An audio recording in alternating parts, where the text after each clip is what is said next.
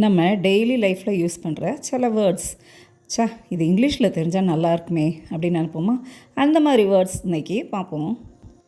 போட்டு வாங்கிறது, ஒருத்தங்கிட்ட பேசி வேறு எதையாவது ஒன்று கேட்டு அவங்ககிட்ட வந்து விஷயத்தை பிடுங்கிறது.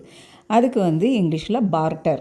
ஆக்சுவலாக பார்ட்டர்னால் பண்டமாற்று முறை, அதை தான் பார்ட்டர் சொல்லுவாங்க. அதாவது அந்த காலத்தில் வந்து ஒரு பொருளை கொடுத்து அதுக்கு பதிலாக இன்னொன்று வாங்குறது.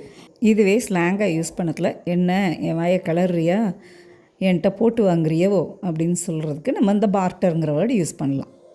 சிலர் வந்து ஏதாவது ஒரு வேலையிலேருந்து எஸ்கேப் ஆகணும்னா உடம்பு சரியில்லாத மாதிரி ஆக்ட் பண்ணுவாங்க. அந்த மாதிரி நடிக்கிறவங்கள என்ன சொல்லலாம்னா malingerer. Is he really ill or just malingering? அவனுக்கு நிஜமாகவே உடம்பு சரியில்லை, இல்லை ஜஸ்ட் சும்மா நடிக்கிறானா?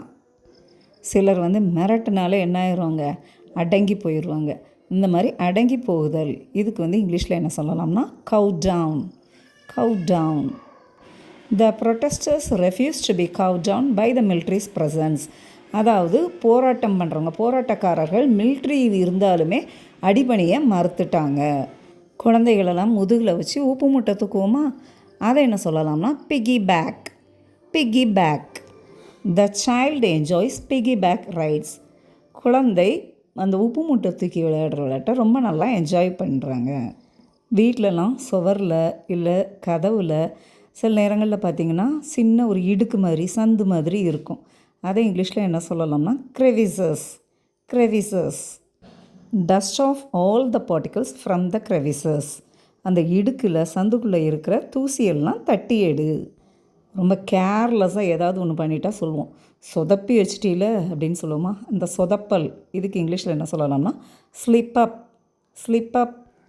If you slip up in copying the data, the result will be wrong. அதாவது நீ டேட்டா காப்பி பண்ணுறத பார்த்து நல்லா கேர்ஃபுல்லாக பண்ணணும். நீ சொதப்பி வச்சுட்ட, ரிசல்ட்டு ராங் ஆயிரும். சிலர் வந்து சந்தோஷத்துலையோ இல்லை ஒரு ஆச்சரியத்துலையோ வாயடைச்சு போய் நிற்போமா. அந்த வாயடைத்து அதுக்கு எப்படி சொல்லலாம்னா gobsmacked. He was gobsmacked when he won the prize. அவனுக்கு ப்ரைஸ் கிடச்சிருச்சுன்னொடனே அப்படியே வாயடிச்சு போயிட்டான்.